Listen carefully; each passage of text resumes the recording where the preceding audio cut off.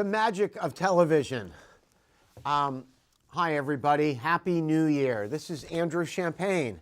I am just starting the show here, and let's take this button off. Got a little problems with it. Hi, everyone. Happy New Year. We're glad to see you. It is the first show of 2023. We are looking forward to an interesting year of politics. Now, you'd say, a lot of people would say, a cynic might say, geez, we're in 2023 of an off year. What are we talking about? So, what I think we're going to talk about, we have a lot of things to talk about. We're going to talk about town meeting day. We're going to talk about changes in the state legislature. We're going to talk about changes in our congressional delegation. We're going to talk about our pal President Biden. Let me start where I always start. It's absolutely required of me. COVID is not over, my friend. COVID has not gone away. COVID is not going away anytime soon. We need to get people listening to this show, your friends, your family. We all know some people aren't vaccinated. We need to get them vaccinated. If we want to move forward in the world, in the society, in Vermont, we need to have them vaccinated. There's shots that are done all over town, in pharmacies, at the library, and right below me, I'm on the corner of Archibald and North Winooski. They do them there. The Hinsdale Properties, thank you so much for that. They are free. Now, I always do kind of a COVID wrap. And there, okay, we're going to do the 2-on-1. If you have questions about COVID, if you have questions where to get a shot, if you have questions about symptoms, if you're nervous about it, if you need someone to go with you to the shot, okay, the state has done a great job on COVID, and you dial 211 and they can help you with some services. Now, 211 is also fantastic for, are you low on food? Are you behind on rent? Is your heat off? Do you live in an unsafe spot? Are you having problems with substance abuse? Are you depressed? Are you unemployed? Are you having a bad day? Do you need some help?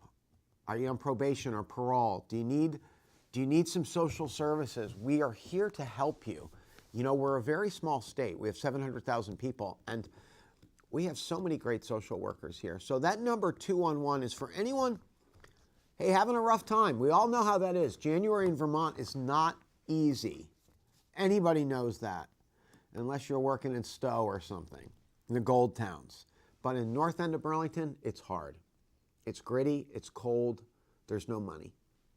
So, 211 is there to help you, everyone. Now, getting back to the bones of the show, I'd like to thank my producers, Kevin. Kevin is my executive producer, and my cameraman and line producer is Daniel. We want to thank them. I also want to thank everyone. We had an amazing holiday party here, and I'd like to thank Ms. Davidian. I'd like to thank Megan. I'd like to thank Emily. Also, my producer, I forgot my new producer, is Jordan Mitchell. Jordan, thank you so much. And my departing producer, who's headed back to academia, is Jordan Butterfield. Jordan, thank you so much for your kindness and help. You have such a bright future in the arts and television. And Jordan Mitchell, thank you so much for taking on the role. I appreciate it. Kevin and Daniel, again, thank you so much. Okay, so we're at the start of legislative sessions, both nationally and in Burlington and in Montpelier. Let's talk about Montpelier first. Okay, we have a big new team in Montpelier. We have a new lieutenant governor returning, David Zuckerman. Good job, David.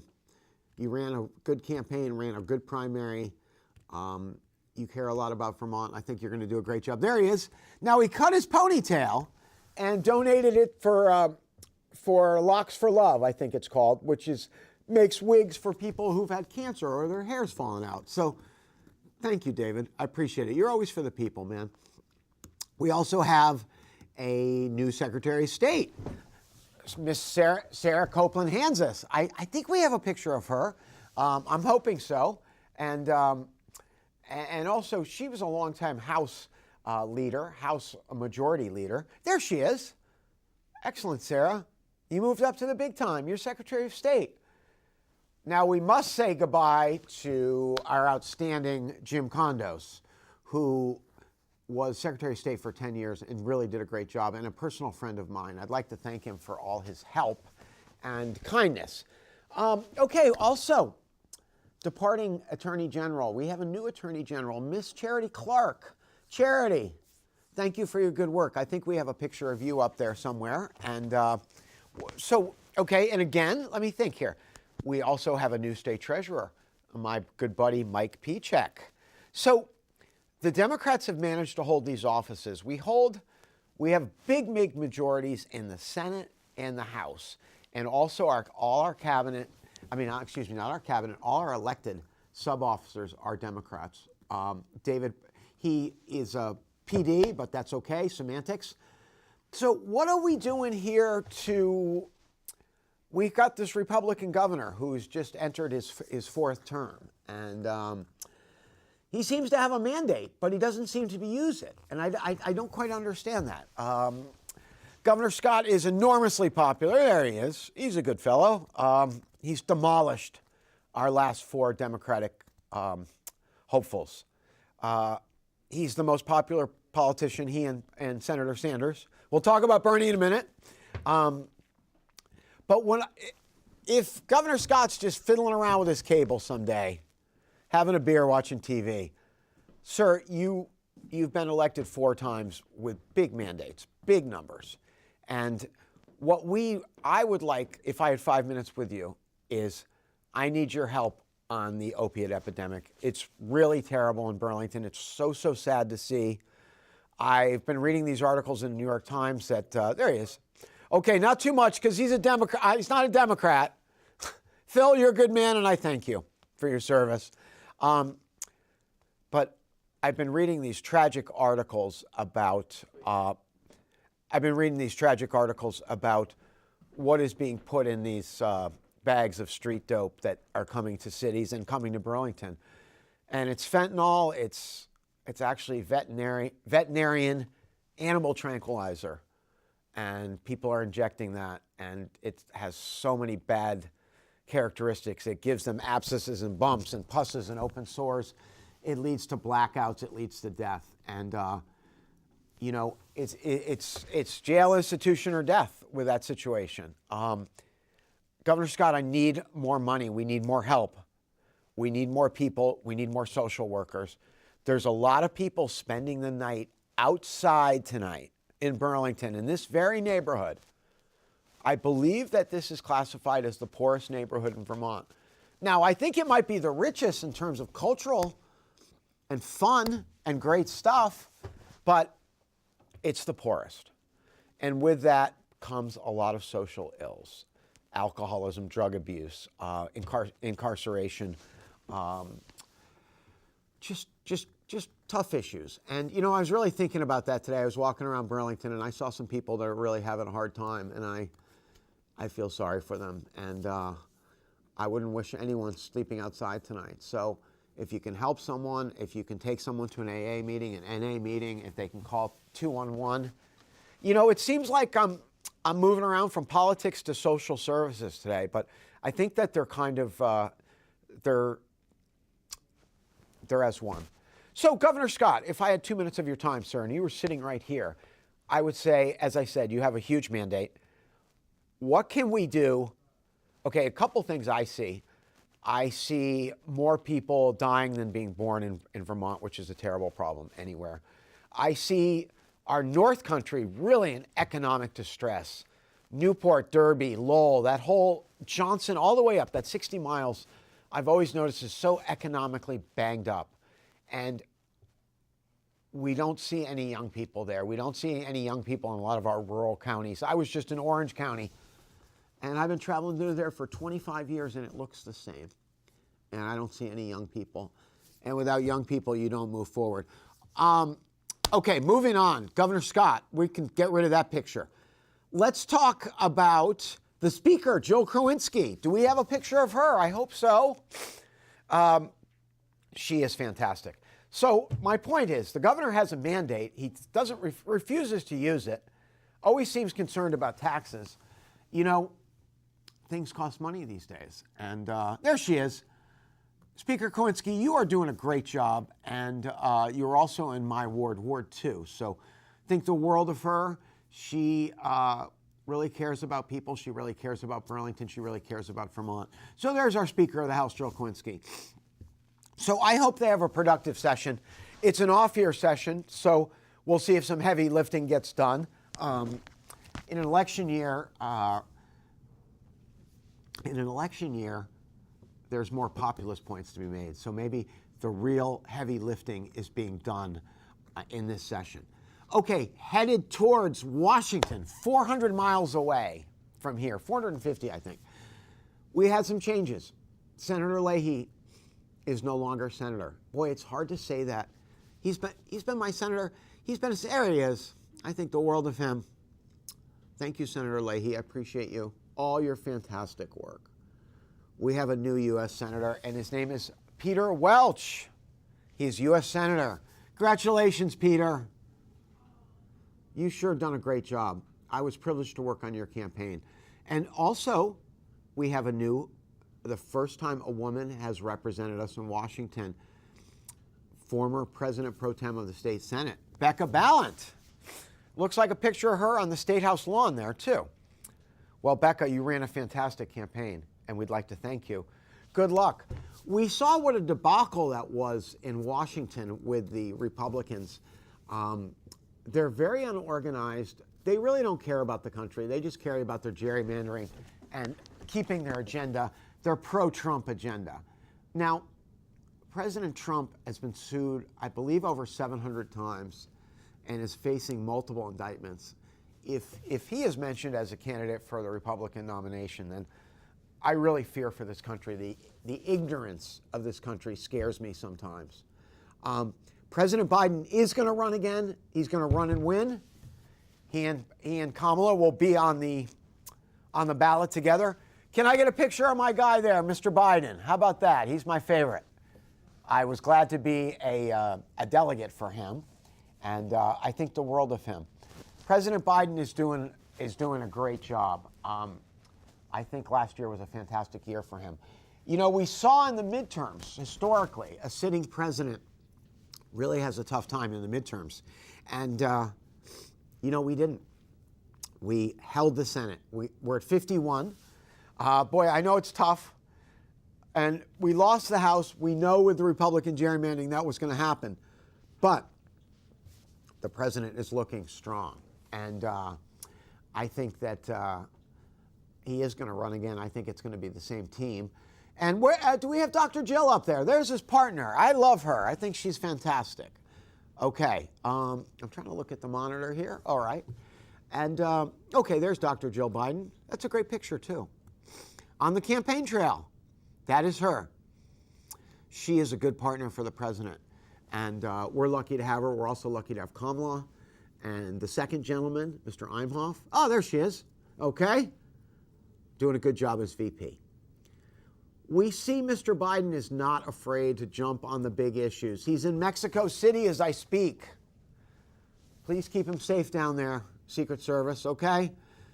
He's in Mexico City as we speak. And he's meeting with the leaders of Mexico and Canada, Mr. Trudeau. I'm sorry, I don't know the Mexico leader's name. He is the host. They are working on a lot of problems. The border is obviously a big problem. You know, health, safety, social. It's probably the biggest problem our country faces right now. And I don't have an easy answer for you. I appreciate President Biden going to the border. I appreciate him going to Mexico City. These issues have been generations and generations been going on. And part of it's narco-terrorism, part of it's our capitalistic debacles in these countries, part of it is the weakened state, part of it is poverty, parts of it, geez, I don't know. I don't know how anyone can answer that question. I got a little old talk show in Burlington, Vermont, so it breaks my heart to see people crossing the river and drowning and dying, and it's just really rough. The American dream is hard to find sometimes. Okay, so we're also going to talk about town meeting. Mayor Weinberger has done a fantastic job, and he is not up this next term. He's not up he's not up till March of 2024. But I'm going to put it out here. Okay, I think he's going to run again. I think he's doing an excellent job. Good picture of him downtown. Looks great. Nice suit. Thanks for your holiday card, Mr. Mayor. He is really someone who cares about Burlington. If you're watching this show, the mayor's probably at a meeting or a function or a gathering. He does that, has to do that every night. And the city council, it's a tireless job for about $100 a week. They get calls, they get emails, they take the hottest issues. So we have some things, we're going to talk about it more in February, but we'll have some council races. The Democrats picked up a big seat in 1. I think we're going to pick up a seat in 8. I think the Prague majority is a thing of the past. We've seen with the progressives a lot of clashing with the mayor. I wish they were working with us more closely. I wish they were a little more positive about the issue of good policing. I just hear a lot of complaints about them. I don't think they understand what a tough job it is. Do you imagine on a cold night like this, out patrolling, and many of the stops they're doing are just health and welfare checks. And so I'm a strong proponent, not opponent, I'm sorry. I'm a strong proponent of Burlington Police. I think they do a great job, and I'd like to thank them. I live in a neighborhood where there's a lot of college kids, and frankly, sometimes we didn't need them. We need to see them. I think they do a great job, and I'd like to thank them. I think we're moving on to realizing that we have some new policies about drugs.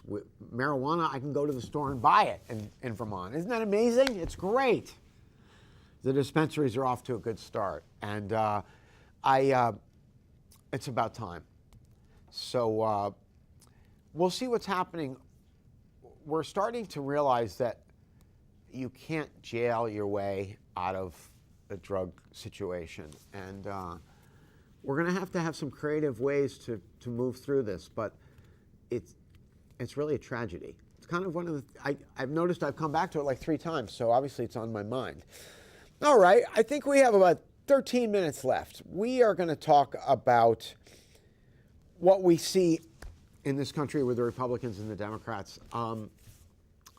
As I said, President Biden's had an extremely impressive year. The economy, sure, we had some inflation, about 10%, but I don't think I think that was inevitable due to COVID. And 1 million people were killed in COVID, died of COVID. You can say killed too. It was like war, wasn't it? I'd like to thank Dr. Fauci, who's now retired. He's a great guy. He cares about people. He's been working on public health safety issues since the 1970s. Last of the Mohegans. Thanks, Dr. Fauci. We appreciate you.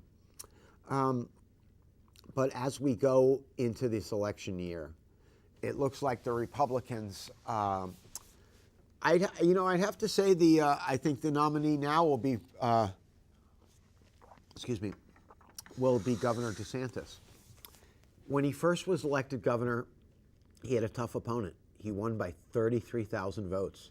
This time the opponent wasn't as strong. He won by 1 million votes. So that's 30-something times more votes he got. He won by 1 million. We don't even have 1 million residents in Vermont. We have 700,000. I think we have 400,000 or 500,000 voters and maybe 400,000 vote. So we see in these big states how, for example, campaigning is all done by social media and television. And, from Tallahassee to Key West is quite a ways. And, they're dealing with, thank you. I just got a sign. I got 10 minutes, so I'm kind of wandering here. Florida's an interesting state, and it will play very heavily in the race. Remember, the Electoral College is not going anywhere. So we need to get to 270. We'll see what happens. In these big heartland states, it's hard for the Democrats to go there every 4 years and say, hey, everything's okay. Everything's great.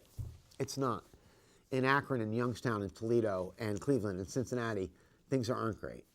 In Pennsylvania, Western Pennsylvania has had decades of economic decline. You know, some of these towns, they peaked. They peaked during World War II, and they have been in decline since 1945, which is 77 years ago. So 3/4 of a century. What's going to happen to these towns? Where are they going to go? What are they going to do? Are they going to be giant agricultural farms? Are they going to be giant electric grids? Are they going to be giant solar? I think we have some room to experiment here. We see some states people love to go to, and some states there's no movement at all. People are moving away. And I fear for the whole 50. I fear for the South Dakotas. I fear for the Idahos. I fear for the Arkansas, the Maines, the New Hampshires, even Vermont, the West Virginias, the Oklahomas, the Arkansas, Nevada. I fear for those states because they're losing population. They're losing brain power is what they're losing. They're losing the young people. And in some rural areas, you know, we still fight for rural broadband. It always gets a hand at a political rally, but it's very hard to do. There's parts of Vermont that do not have rural broadband, that do not have cell phone tower access, where you have to walk up the hill or go down the road or drive a few miles. Again, that's not sustainable. It might be fun in an old Yankee magazine story or Norman Rockwell picture, but it's not where we are 2023. Okay, so we're talking about town meeting. Town meeting will be the first Tuesday in March. The polls will be 7 to 7. Also, one thing that's going to be voted on is some new lines for our district. I was previously in Ward 2, and now I'm in Ward 3. So you will be able to look at the plan and vote yes or no for it. I'm going to have to take a close look on it. I wish the plan had been presented in a little more real time. I'm not exactly thrilled about changing wards, but I do understand. All the wards have to be within 10% of each other. And the two counselors worked on it. It's not easy. Ms. Hightower and Ms. Paul, I want to thank you, Speaker Paul. You had a hard job. You can't make everyone happy with that kind of stuff. So, for example, I live on Green Street. I'm previously in Ward 2. I will be in Ward 3 now. So a little different. Can't say I love it, but hey, what are you going to do? That and $1 gets you on the subway. So we'll also, as I said, have some council races in March. My good friend Hannah King in Ward 8 is looking great to become the next counselor there. That is the ward basically between UVM and downtown. Ms. Hannah King, who was finance chair for Congresswoman Ballant, I'm sorry, after all these years, Congresswoman, I'm sorry. She was finance director for Congresswoman Ballant. She works for the Chamber of Commerce, former UVM student, has done a lot of great things. Hannah, I'll be helping you. Hannah King, Ward 8. Now that ward, let's give you the current wards where they are right now. Ward 1, Mater Christi School, right across from the Red Cross, Mansfield Avenue, right up by UVM. Ward 2, my home ward, H.O. Wheeler School on Archibald Street, called the Arts Academy, but known by the old-timers as H.O. Wheeler School. Okay, Ward 3, Barnes School, which is the Sustainability Academy. Okay, thank you. Ward 4 is St. Mark's Church. Now, it's funny, the wards then move up to the New North End. Ward 4, St. Mark's Church, on the left side of North Avenue. On the right side of Avenue, on Goss Court, at the Senior Center. Ward 5 is the junior high school, Edmond School, right on Main Street. Ward 6 is Burlington Electric on Pine Street, and Ward 8 is again, the ward where my friend Hannah King is running is at the public library, which is 230 College Street. So you have the 8 wards. Anyone who is not registered to vote, we can make this happen for you. I am a justice of the peace. I've registered over 1,600 people to vote.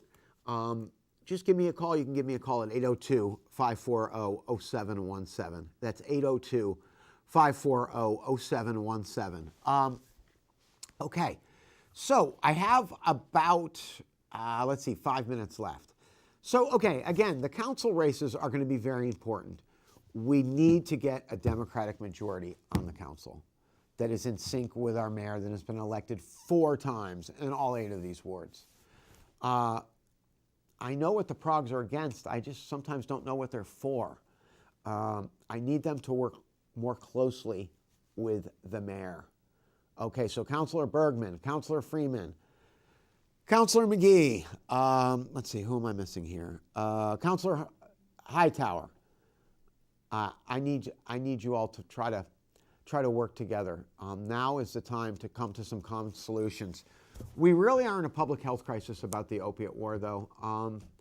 If you take a walk around Burlington, it's a bit sad and forlorn. It's really, I wouldn't wish it on anyone. It's kind of the theme of the show. There's a bit of despair there in January. It's dark, it's cold, there's no money. We see the sad side of human services. I see a lot of homeless people in my neighborhood, and it breaks my heart that they're going to be sleeping outside tonight. I know an old timer, he was a Vietnam vet. He slept outside for 20 years. I think he's inside. God bless him. I don't want to say his name, but he was a good man. Okay, so we're coming down here. We've talked about 211. We've talked about COVID. We've talked about the new session in Montpelier. We've talked about the new session in Washington. The new speaker there, he will only be speaker for 2 years because we're going to take the House back. And he's a bit of a hack. I don't have much respect for him. I love our new Democratic leader, Congressman Hakeem Jeffries of New York. I believe he represents Queens. He's a good man. He cares. So, as we go into these final days of before town meeting, you're going to see a lot of people knocking on doors. They want to talk to you. They want you to vote for them.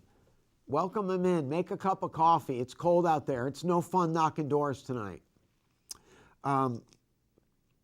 What we will be doing, we will be putting up signs. We will be doing door to door. We will be raising money. We will be doing social media. We will be doing debates.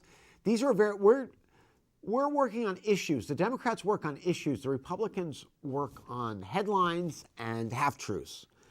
And I think Hannah and I think the other Democratic councilors are really doing a good job. I'd like to say hi to my friend Ben Travers in the South End, who I worked on his campaign. Speaker Paul, let's see, Ms. Carpenter, Mr. Barlow. It's hard to remember all these names sometimes. We are 2 minutes left, I believe. So, as we won't be back on to February, I'm hoping we will have an election preview. We're looking forward to that. And again, January, it's a little difficult month to fill in, but we're getting closer to the elections and the conventions. And I think Mr. Biden is going to run again. I know he's not watching this, but you've done a great job. We need you. We need you. And okay, so I guess I have about 1 minute left. Is that correct? 1 minute. Okay. Again, thanks to Kevin and Daniel. Wow, 30 minutes has flown by. I hope it's flown by for you too. If you need some help, call 211. If you'd like to register to vote, go to the city clerks. City clerks open 8 to 4:30.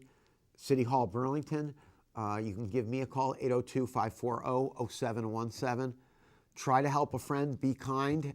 These winter months are difficult, and we're getting down there. I'm just about ready to finish the show. I'd like to thank everyone here at Town Meeting TV.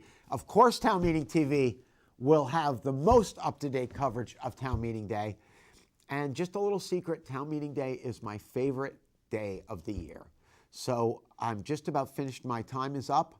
I'd like to thank you all. I wish you the best. Take care of yourself.